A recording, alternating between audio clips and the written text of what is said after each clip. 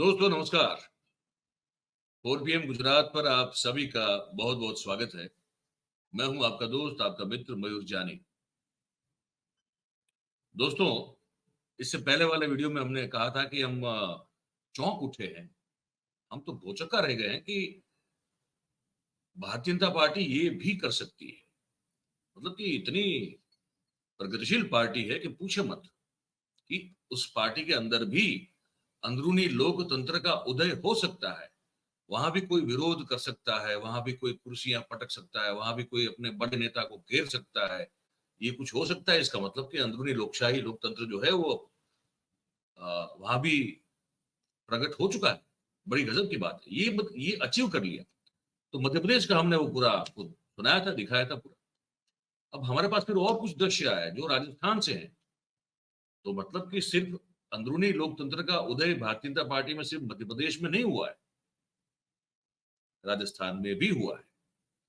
तो मतलब भारतीय जनता पार्टी में गजब का अंदरूनी एक बदलाव होता हुआ नजर आ रहा है। मेरे ख्याल से वो देश के लिए तो ठीक है।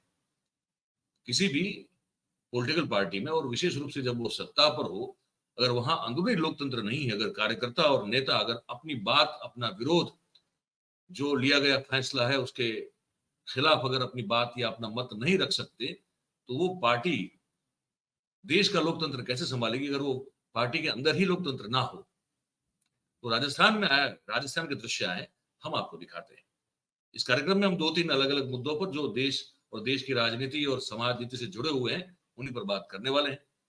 तो जैसे हम हमेशा कहते हैं, पहले अभी आज भी कह रहे हैं कि भाई अगर आपको लगता है कि हम जो आपको बात बताते हैं वो बिल्कुल आपकी जानकारी में होने के लायक होती है, आपको अच्छी लगती है, तो फिर इसी समय आप जो है इस वीडियो की लिंक को हो सके उतना शेयर कर दीजिए। तो फिर ज्यादा से ज्यादा बात जो है लोगों तक हमारी पहुंच जाएगी। तो ये जरूर करें। अब आपको कुछ ट्वीट दिखाते हैं। पहले देखिए, ये ट्वीट बड़ा इंटरेस्टिंग है, आप देख लीजिए। ये ट्वीट को शांतनु जी है, उन्होंने किया हुआ है कि राजस्थान बीजेपी वर्कर्स रैंसैक्ड। ये समझने वाली बात है, मैं पूरा पूरा आपको फिर से दिखाता हूं। ये ट्वीट में ये कहा जा रहा है कि, ये देखिए फिर से देख लीजिए, Rajasthan BJP workers ransacked the party office to protest against ticket distribution. फिर वो लिखते हैं अपने हिसाब से कि एंजॉय द शो। हालांकि हम इसको शो नहीं कहते, हम कहते हैं कि जीवंत लोकतंत्र का एक उदाहरण है, ये हम मानते हैं।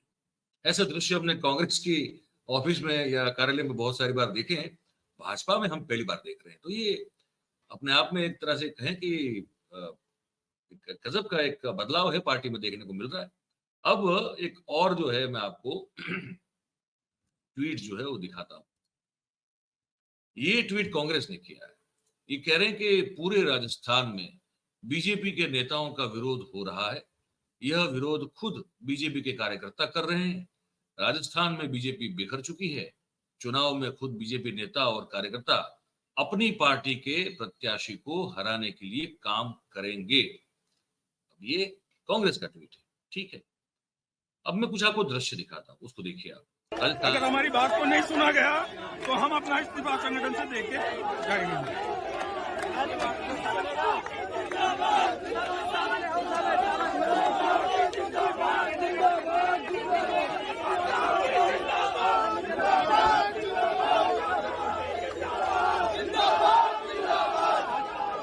अगर हमारी बात को नहीं सुना गया तो हम अपना इस्तीफा संगठन से देके जाएंगे।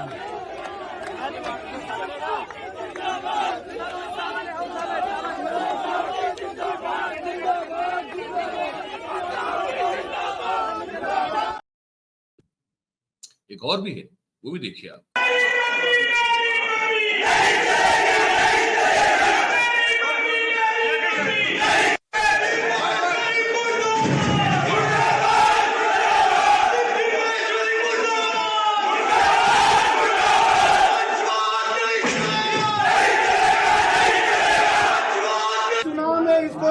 पार करवा के भेजेगी। भारतीय जनता पार्टी जीतेगी, लेकिन व्यक्ति को हरा कर भेजेंगे। तारीख तक पार्टी टिकट बदल दे, स्थानीय ने दे दे माका मिनू आमू पांचामू तो ठीक, न देवे तो 1 तारीख को 6 तारीख के बाद में आप तारीख धर्मेंद्र जी कभी राहत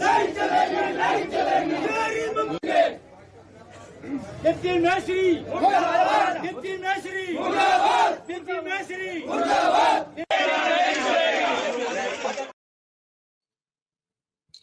अब वहां चक्कर एक्चुअली अलग चल रहा था, या चलाने की कोशिश की जा रही थी। वो ये था कि भाई सचिन पायलट और अशोक गहलोत के बीच जो है वो उनके बीच तो वो प्यार मोहब्बत का रिश्ता हो गया है, लेकिन अब वो दोनों कबूल कर रहे हैं, कैमरे पे आके कर रहे हैं, बार बार कर रहे हैं, लेकिन फिर भी कोशिश ये की जा रही थी कि ये दोनों के बीच में बहुत बड़ा मनमुटाव है और दोनों के बीच जो है अंदर तो बहुत बड़ी दरार है, दिखाने के लिए ऊपर से प्लास्टर किया है लेकिन अंदर बहुत बड़ी दरार पड़ चुकी है।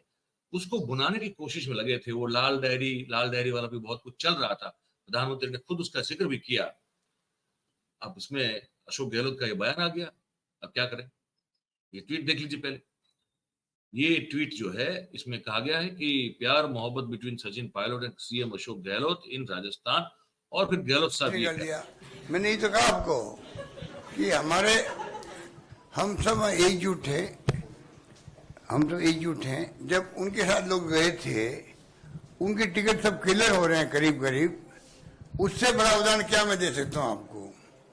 एक टिकट पे भी मैंने ऑपरेशन नहीं किया हो मीटिंग के अंदर, उसे अंदाज कर लीजिए कितनी प्रकार की हमारी कितनी प्यार मोहब्बत आपस के अंदर है। मैं नहीं चाहूंगा कभी, क्योंकि इंडिपेंडेंट एजेंसी है, कर दिया। मैंने ये तो कहा आपको। तो व्यू यहाँ तो बिल्कुल साफ कह रहे हैं कि भाई हमारे बीच कोई जो है वो दखल करने की कोशिश न करें, लेकिन हम क्या करें? अब क्योंकि भारतीय जनता पार्टी में भी इंटरनल डेमोक्रेसी का उदय हो चुका है, तो अब उनको पहले उनके लिए नई बात है ना, उनको इस चीज का अनुभव ही नहीं है। ये अचानक से प्रकट हो गई डेमोक्रेसी, लोग विरोध कर रहे हैं, कार्यकर्ता घेराबंदी कर रहे हैं, ये सब हो रहा है।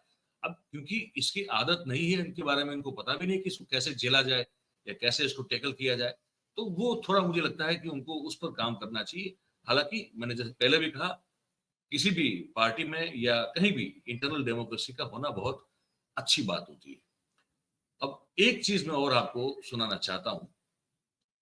वो स्मृति ईरानी जी ने जो हंगर इंडेक्स में हमारा जो पट्टा बैठा हुआ जो है, वो इस तरह की रिपोर्ट आई उस तरह की, तो उन्होंने जो है कह दिया कि तो फोन पे होता है सब कुछ, फोन पे पूछ लेते हैं, तो ऐसे सब कोई सर्वे को हम मानते नहीं। तो उस पर फिर जो है एक रिएक्शन आया, ये मैं आपको दिखाना चाहता हूँ। सुप्रिया श्रीनेश जी जो है उन्होंने इस पर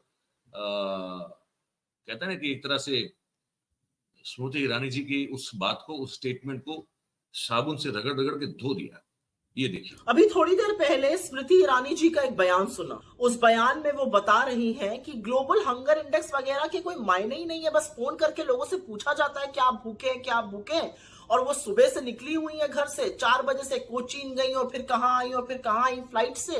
तो अगर कोई उन्हें भी फोन करके पूछेगा तो वो बताएंगी हाँ मैं भी भूखी हूं। मुझे नहीं पता कि आपकी इग्नोरेंस है या आपकी इनसेंसिटिविटी, आपकी अनभिज्ञता है या आपकी असंवेदनशीलता है कि भुखमरी जैसे संवेदनशील मुद्दे पर आप इतने हल्के तरीके से बोल रही हैं। क्योंकि इस देश की महिला और बाल विकास मंत्री होने के नाते यह अत्यंत चिंताजनक बात है, क्योंकि आप अच्छी तरह से जानती हो, और अगर नहीं जानती है तो यह और बड़ा चिंता का विषय है कि global hunger index heavily based है 4 इंडिकेटर्स पर: under nourishment, child stunting, child wasting और चाइल्ड मोर्टालिटी। अंडर नरिशमेंट में पता चलता है कितनी कैलोरी इनटेक हो रही है, चाइल्ड स्टंटिंग में पता चलता है कि 5 साल से कम आयु के बच्चों की अपनी एज के हिसाब से कितनी लंबाई है, चाइल्ड वेस्टिंग में पता चलता है कि 5 वर्ष तक की आयु के बच्चों की अपने लंबाई के हिसाब से क्या वजन है, और वो माल न्यूट्रिशन का इंडिकेटर होता है। और चाइल्ड मोर्टालिटी बताता है कि 5 वर्ष से कम आयु के बच्चों की मृत्यु हो रही है, वो उसका इंडिकेटर है कि ये माल न्यूट्रिशन से हो रही है, एनवायरमेंट कारणों से हो रही है।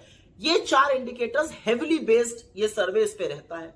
तो ये कह देना कि इसका कोई मतलब ही नहीं है, ये मखौल उड़ाना ही नहीं है, बड़ा दर्दनाक भी। और ये सारे चारों इंडिकेटर्स यूएन के सस्टेनेबल डेवलपमेंट गोल्स का हिस्सा है, जिस पर आपकी सरकार प्रतिबद्ध है अचीव करने के लिए। तो मुझे नहीं पता कि as women and child development minister आपको इसके बारे में पता नहीं है, और पता है तो आप क्यों बिना पलक झपकाए झूठ बोल रही हैं। लेकिन आपका एक झूठ मेरे गले के नीचे नहीं उतरा, और उस पर मैं आपको सिर्फ एक सलाह देना चाहती हूं। आपसे ज्यादा सशक्त और वीआईपी कम महिलाएं होंगी हिंदुस्तान में। आप इस हिंदुस्तान को हवाई जहाजों से नाप रही हैं, जैसा कि आपने अपने वीडियो में कहा, तो मैं सिर्फ उस पर एक बात कहना चाहती हूं, उन हवाई जहाजों में मील मिलती है, ऑर्डर कर लीजिएगा। जहां आप पहुंचती हैं, आप वीआईपी हैं, हर तरह का खाना मिलता है, ऑर्डर कर लीजिएगा। क्योंकि जब आप ये कहती हैं कि अगर फोन आएगा और आप बता देंगे कि आप भुखमरी का शिकार हैं, तो आप कहीं ना कहीं उन लोगों के घाव को जरूर कुरेदती हैं जो गुर्बत, गरीबी और भुखमरी के चलते रात की एक रोटी कम खाकर गुजर बसर कर रहे हैं। शर्म आनी चाहिए आपको। अभी थोड़ी देर पहले शर्म आनी तो चाहिए, लेकिन क्या करें, शर्म आती नहीं। शर्म जो है कहीं पता नहीं घास चरने के लिए चली गई है, तो वो आ नहीं रही है। तो क्या करें, इनसे उम्मीद रखना, शर्म आनी चाहिए ऐसी उम्मीद रखना, वो ठीक नहीं है। एक कार्यक्रम के अंत में मैं आपको एक मुझे जो बड़ी अच्छी लगी वो खबर मैं आपको बताता हूँ। देखिए, हमारे यहाँ आज भी जो है, हमारे देश में, चाहे वो देश का कोई भी राज्य हो, कोई भी इलाका हो, आमतौर पर अभी भी ये माना जाता है कि लड़की जो है वो तो पराया धन है, बाप के सर पे बोझ है, और बस कैसे भी करके एक बार शादी हो जाए, उसके बाद फिर वो जाने और उसका ससुराल जाने, हमको उससे कोई लेना देना होता नहीं है। फिर उसके बाद आमतौर पर ये सोच है। और अगर अपनी लड़की को ससुराल में जो है कुछ जातियां हो रही हो, उसके साथ कुछ बुरा बर्ताव हो रहा हो, तब भी आमतौर पर ये सलाह दी जाती है कि बेटा जैसे तैसे करके उसको, अब तुमको झेलना होगा, तुमको एडजस्ट करना पड़ेगा, तुम्ही को जो है इस चीज को संभालना पड़ेगा। ऐसे माहौल में जब कोई बाप अगर अपनी बेटी परेशान है अपने ससुराल में और प्रताड़ित किया जा रहा है उसको, और वो बाप जो है जिसने बड़े धूमधाम से उस बेटी की शादी की हो, वही बाप जब ये पता चले तब उसी धूमधाम से वो उसके ससुराल से अपनी बेटी को अपने घर वापस ले आए, ये दृश्य अगर देखने को मिले तो मुझे लगता है कि बहुत बड़ा चमत्कार है। हमारी जो सोच, जो रूढ़िगत सोच बनी हुई है, उसमें बहुत बड़ी क्रांति है। ऐसा कोई दृश्य हमको देखने को मिला, तो हमने कहा कि वो हम आपको जरूर से आज इस कार्यक्रम के अंत में इसको बताएंगे, दिखाएंगे, क्योंकि ऐसा हो नहीं रहा है ना, ऐसा देखने को नहीं मिलता है। तो मैं पहले आपको एक ट्वीट दिखा दूं। ये ससुराल वालों की प्रताड़ना से तंग आई बेटी को ढोल बाजे के साथ वापस घर ले आए पिता। झारखंड के रांची जिले के कैलाश नगर कुमार टोली के रहने वाले प्रेम गुप्ता ने बेटी साक्षी के पति सचिन कुमार पर उत्पीड़न का आरोप लगाया है ना। और अब जो मैं आपको है वो दृश्य दिखाता हूं।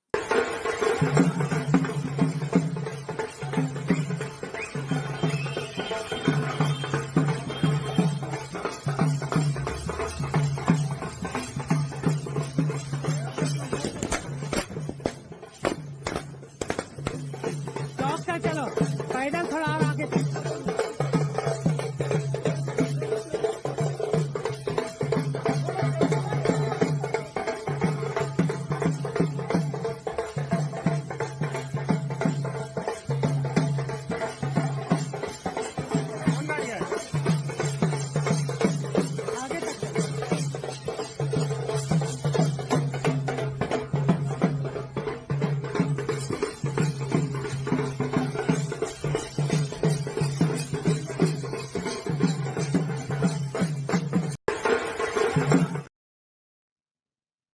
इसे कहते हैं नई और उम्दा सोच, जो कि प्रेम कुमार जी ने अपने बेटी के प्रति वो दिखाई और पूरे समाज को बताई।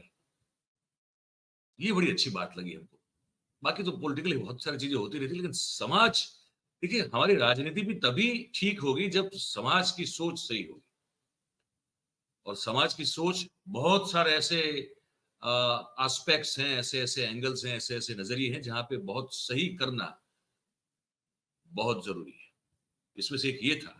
मैं आखिर में एक आपको ट्वीट दिखा दूं, इसी से जुड़ा हुआ है। ये बहुत ही जानी मानी सीनियर जर्नलिस्ट हैं सवा नकवी जी। तो ये खबर जब उन्होंने पढ़ी तो उन्होंने भी जो है इस चीज को पब्लिकली जो है सराहा। उन्होंने कहा कि thank you Prem Gupta of Ranchi, well done father and daughter Sakshi. उस रिपोर्ट को जब उन्होंने पढ़ा तो उन्होंने इस चीज की जो है वो सराहना की।